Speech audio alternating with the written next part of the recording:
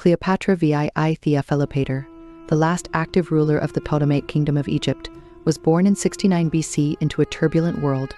Her father, Ptolemy XII Auletes, was a controversial ruler, struggling to maintain his grip on the throne amid growing Roman influence in Egyptian affairs. Cleopatra grew up witnessing the instability that plagued her family's dynasty.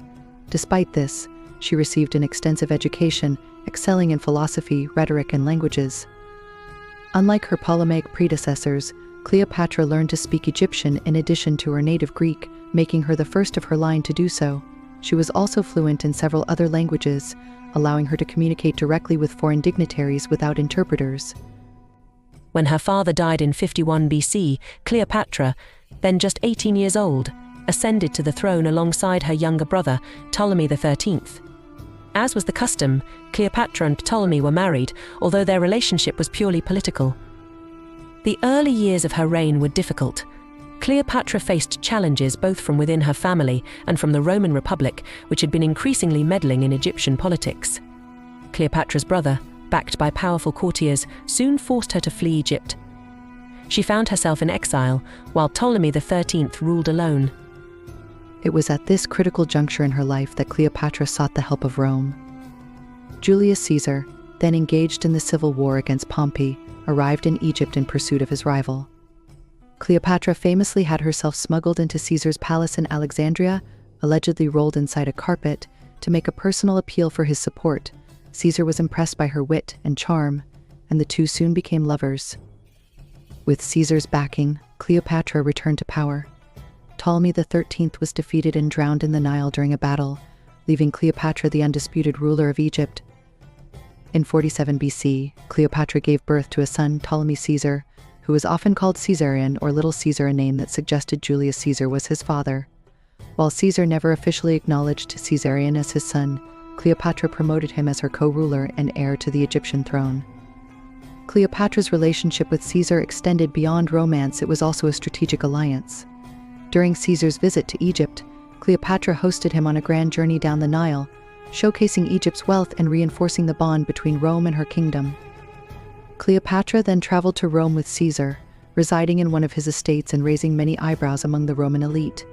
Despite the scandalous nature of their relationship, Caesar's assassination in 44 BC left Cleopatra vulnerable once again. Following Caesar's death, Cleopatra returned to Egypt, where she focused on securing her son's future as her co-regent.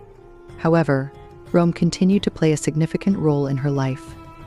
After Caesar's assassination, a power struggle ensued between his supporters and those who had opposed him. Cleopatra allied herself with Mark Antony, one of Caesar's most trusted generals and a member of the ruling triumvirate that controlled Rome. Like her affair with Caesar, Cleopatra's relationship with Antony quickly became romantic as well as political.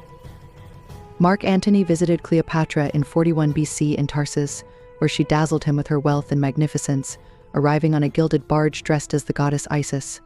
Antony, captivated by her allure and impressed by her resources, entered into a political and personal relationship with her. Cleopatra bore Antony 3 children, cementing their alliance. For several years, Antony divided his time between Rome and Alexandria, where he and Cleopatra lived in a luxurious palace. Their partnership faced mounting pressure as tensions escalated between Antony and Octavian, Caesar's adopted heir. Antony's relationship with Cleopatra, a foreign queen, became a point of contention in Rome, and his rivals painted him as being under her spell. In 31 BC, the rivalry between Antony and Octavian culminated in the famous Battle of Actium. Antony and Cleopatra's combined forces were defeated by Octavian's fleet, and they were forced to flee back to Egypt. The situation in Egypt became increasingly dire. With Octavian's forces closing in, Antony, believing Cleopatra had already committed suicide, fell on his sword in despair.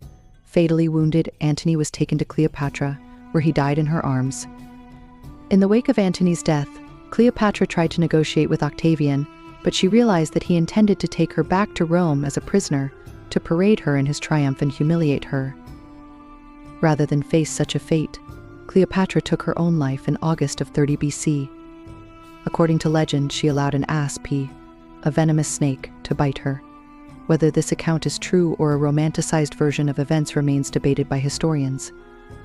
With her death, the Ptolemaic line came to an end, and Egypt became a province of the Roman Empire.